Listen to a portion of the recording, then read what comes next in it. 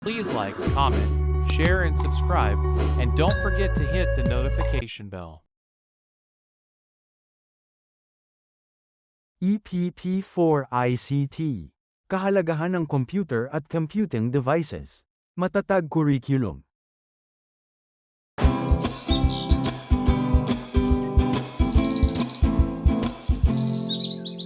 Halina tayo ay maglakbay, umuglas ng makabagong kaalaman. Sa EPP lalawak ang kaalaman. Entrepreneurship at ICT mapag-aaralan. Kabilang dyan ang industrial arts, home economics at agrikultura pa. Sama-samang alamin, EPP ay tuklasin. Pakinggan upang ito'y maunawaan. Sa edukasyong pantahanan at pangkabuhayan, kabataan siyang na may kinabukasan.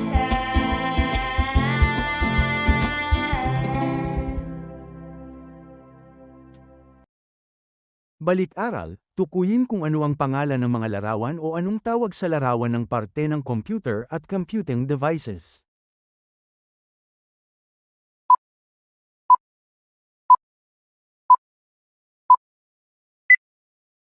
Kung ang sinabi mo ay mouse, ikaw ay tama.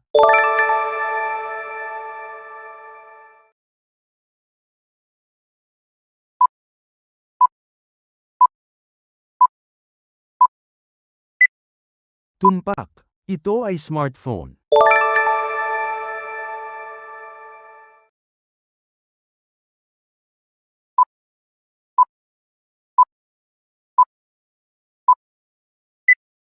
Tama, ito ay keyboard.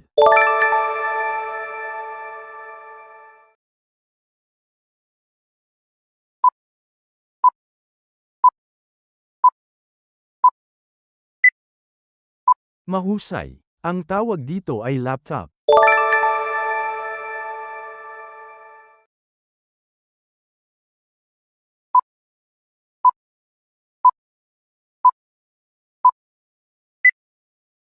Magaling, ito ang monitor.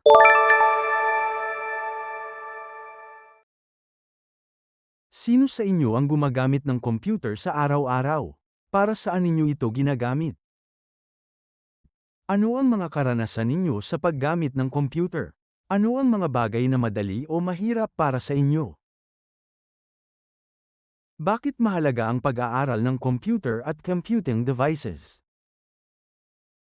Paano nito mapapadali ang ating buhay? Ano ang mga bahagi ng computer na alam ninyo? Paano ito gumagana? Ano ang kahalagahan ng tamang paraan ng pag-boot at pag-shutdown ng computer?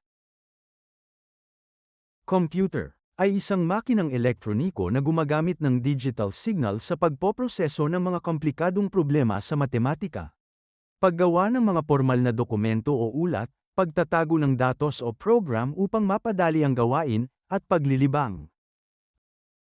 Ang computer system ay ang kabuuang sistema ng mga bahagi at proseso na bumubuo ng isang computer.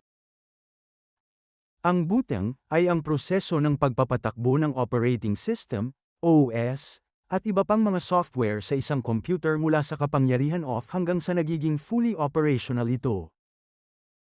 Shutting down o pagpapatigil ay proseso ng pagpatay ng lahat ng operasyon ng computer at pagpapatigil sa pagpapatakbo ng mga programa at operating system nito.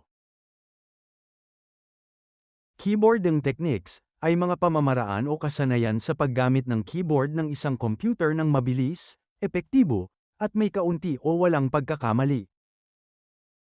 Mouse techniques ay tumutukoy sa mga pamamaraan o kasanayan sa paggamit ng mouse ng mabilis, epektibo, at may kaunti o walang pagkakamali. Pagproseso ng pag-unawa. Ang mga computer at computing devices ay napakahalaga sa ating ang araw-araw na buhay. Ginagamit natin ito sa pag-aaral, trabaho, at maging sa libangan. Ano-ano ang mga pwedeng magawa ninyo gamit ang inyong computer o smartphone? Ano-ano ang kahalagahan ng computer at computing device sa ating pang-araw na gawain? Mayroon ba kayong nalalamang computer device? Sabihin nga ninyo kung ano ang gamit ng mga ito. Ang computer ay may malaking kahalagahan sa ating modernong buhay. Narito ang ilang mga aspeto kung bakit ito mahalaga. Isa. Komunikasyon, ang computer ay nagbibigay daan sa atin na makipag-ugnayan sa iba't ibang tao sa buong mundo. Sa pamamagitan ng email, social media, at iba pang online platforms, mas madali nating maiparating ang mensahe sa mga kaibigan, pamilya, at trabaho. 2. Edukasyon, ang computer ay isang mahalagang tool sa edukasyon. Ito ay ginagamit para sa online learning, research, at pag-aaral. Maaari tayong mag-access sa malawakang impormasyon mula sa internet, mga e-books, at educational software. 3. Trabaho, sa kasalukuyan, maraming trabaho ang nangangailangan ng computer literacy. Ito ay ginagamit para sa data entry, accounting, graphic design, programming, at iba pa. Ang computer ay nagpapabilis ng trabaho at nagpapataas ng produktibidad. 4. Negosyo, ang computer ay kritikal sa mga negosyo. Ito ay ginagamit para sa inventory management, customer service, marketing, at financial transactions. Ang mga online platforms ay nagbibigay daan sa mga negosyo na makipagkalakalan sa iba't ibang bansa. 5. Entertainment, ang computer ay nagbibigay daan sa atin na manood ng mga pelikula, makinig sa musika, maglaro ng video games, at mag-browse sa internet. Ito ay isang libangan at pampalipas oras. 6. Scientific research, ang computer ay ginagamit sa mga scientific simulations, data analysis, at modeling. Ito ay nagbibigay daan sa mga scientist na mas mapabilis ang kanilang pananaliksik. Ano ang inyong naging karanasan sa paggamit ng computer at computing devices sa pang-araw-araw na buhay?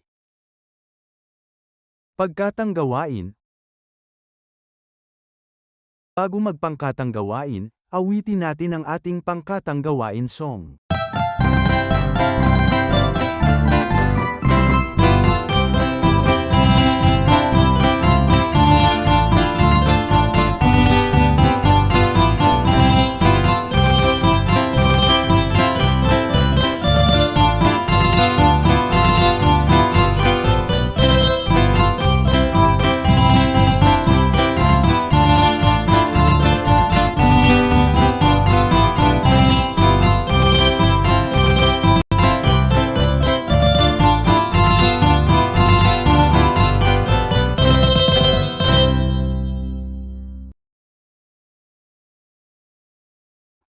Alamin natin ang mga panuntunan sa pagsasagawa ng pangkatang gawain. 1. Ako ay gagawa at makikipagtulungan sa lahat ng kasapi. 2. Sisikapin naming na matapos ang gawain sa oras na ibinigay para dito. 3. Ako ay gagamit ng katamtamang lakas ng boses sa pagsasalita at iiwasan ang pagsasalita ng mga bagay na walang kaugnayan sa paksa o gawain. 4. Iiwanan naming malinis at maayos ang lugar na ginamit namin. At babalik ako sa sariling upuan ng tahimik. Halina at magpangkatang gawain. Pangkat A. Iwasto ang mga jumbled letters sa kahon. Isulat sa iyong kwaderno ang mabubuong salita at lagyan ng check ang kahon kung mayroon kayo nito sa bahay. Pangkat B. Isulat ang mga kahalagahan ng computer at computing devices sa graphic organizer.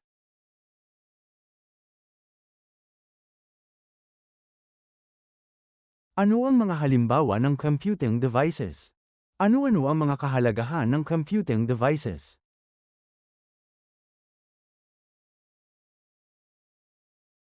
Sa inyong notebook, isulat ang inyong pinakamakabuluhang natutuhan tungkol sa araling tinalakay.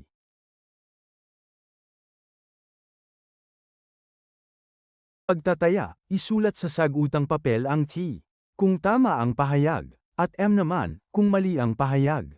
1. Ang paggamit ng ICT equipment at gadgets ay makatutulong sa mabilis na pagpapadala at pangangalap ng impormasyon. 2. Ang ICT ay tumutukoy at iba't ibang uri ng teknolohiya, gaya ng radyo, telebisyon, telepono, smartphones, computer at internet. 3. Napapabilis ng ICT ang komunikasyon. 4. Hindi kailangan ng ICT sa pagpapalawak ng kaalaman. 5. Mahalaga ang computer at computing device sa ating pang-araw-araw na gawain.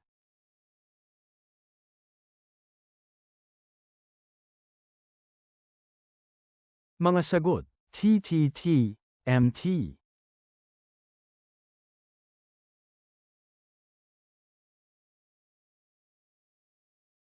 Para sa inyong karagdagang gawain.